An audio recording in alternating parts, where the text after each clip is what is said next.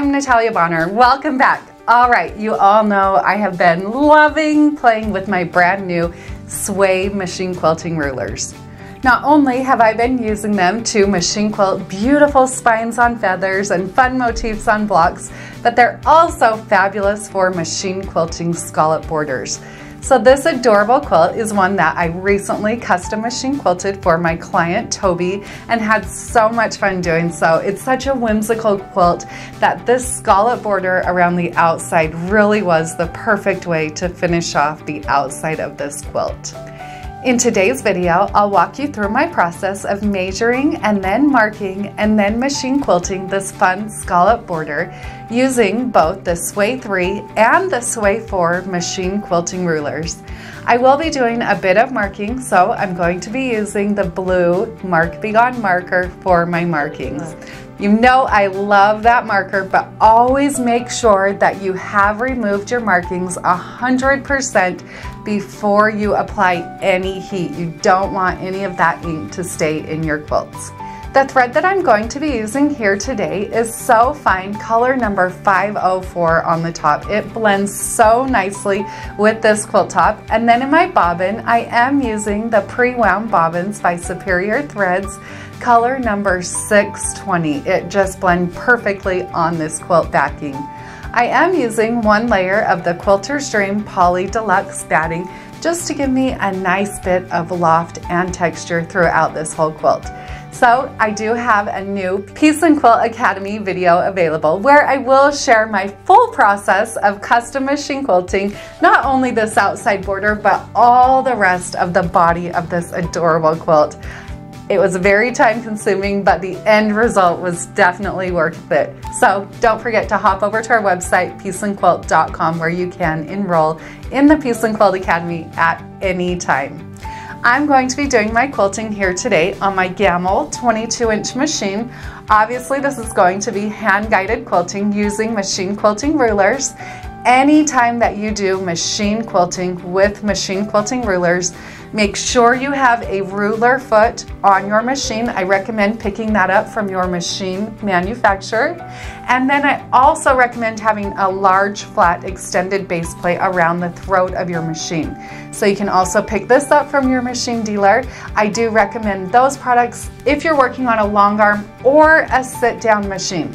Now, one other tip when machine quilting with rulers, always remember gentle pressure. I'll be using my right hand to hold onto my machine and guide it, and then my left hand to hold onto my ruler. I am reminding myself as I'm quilting any ruler design, gentle pressure with both hands.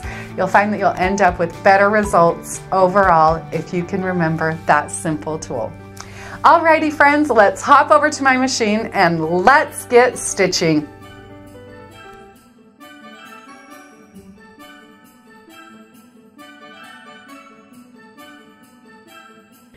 So here you can see I do have this quilt loaded on my long arm machine and I'm ready to start marking.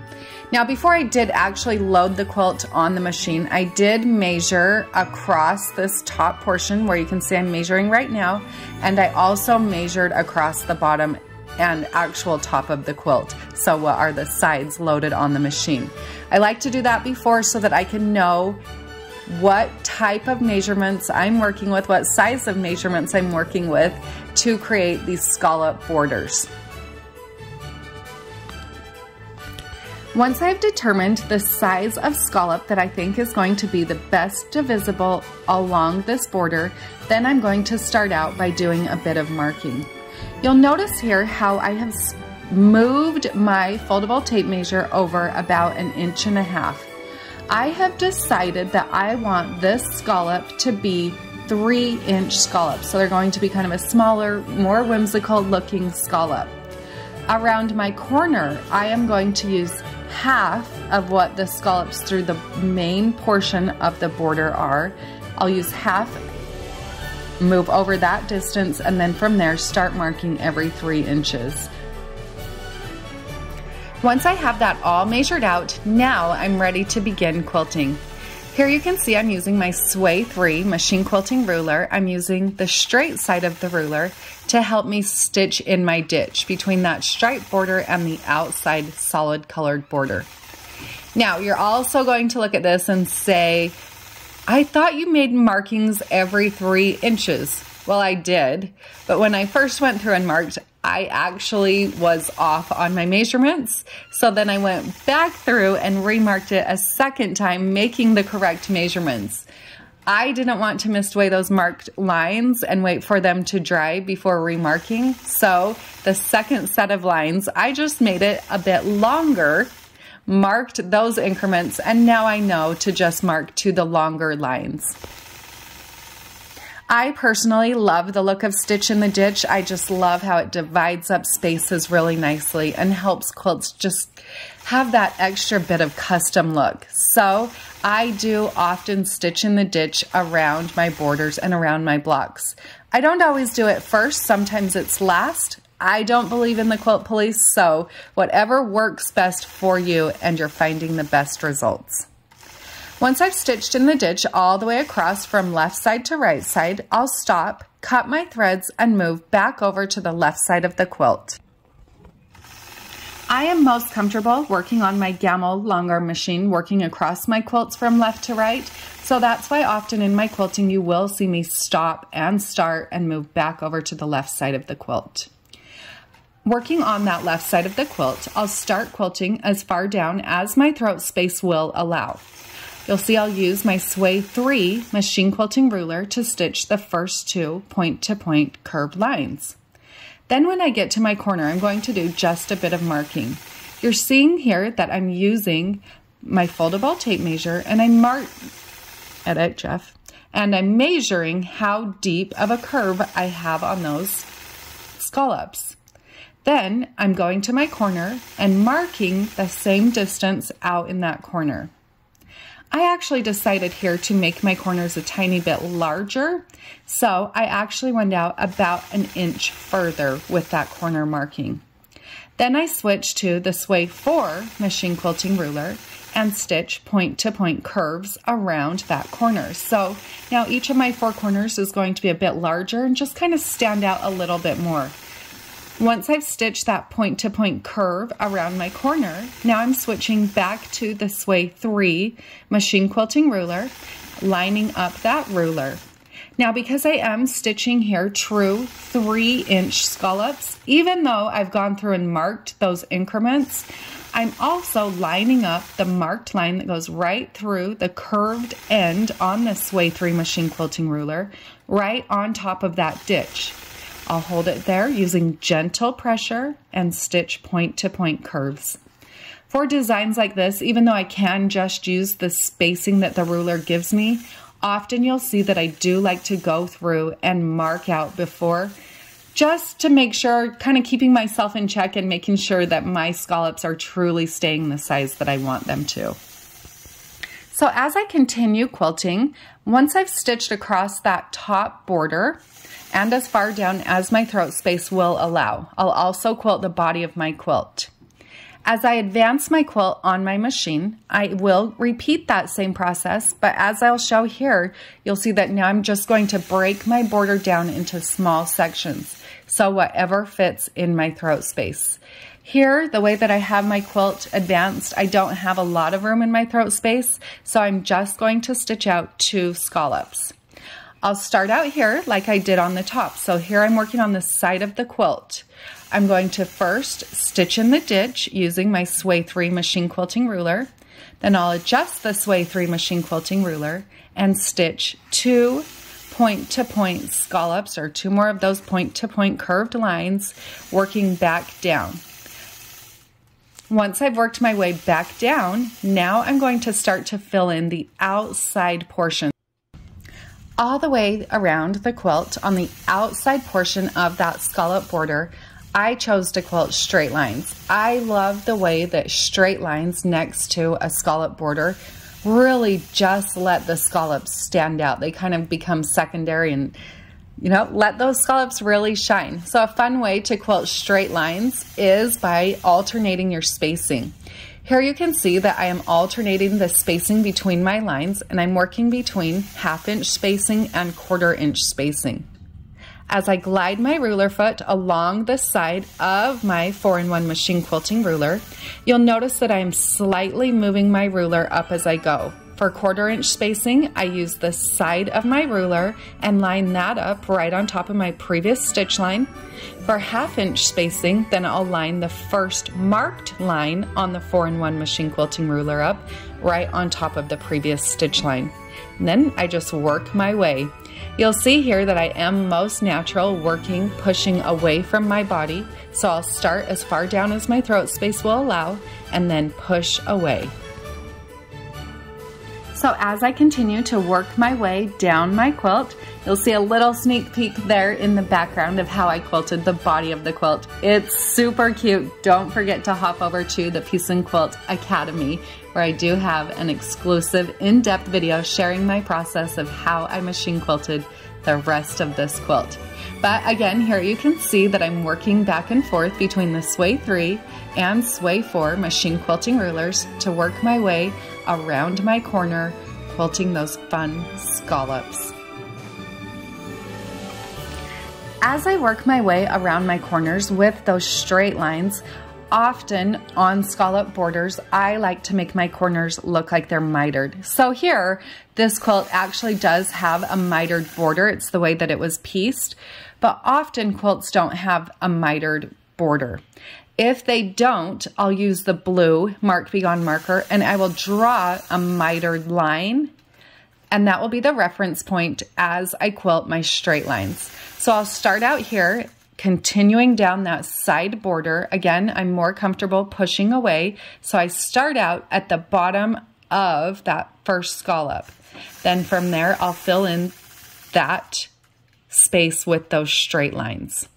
So often when I'm machine quilting, whether it's borders, blocks, even whole quilts, you'll see how I really try to start breaking things down into smaller sections. You know, if I can think about just one small space at a time, a quilt doesn't become so overwhelming.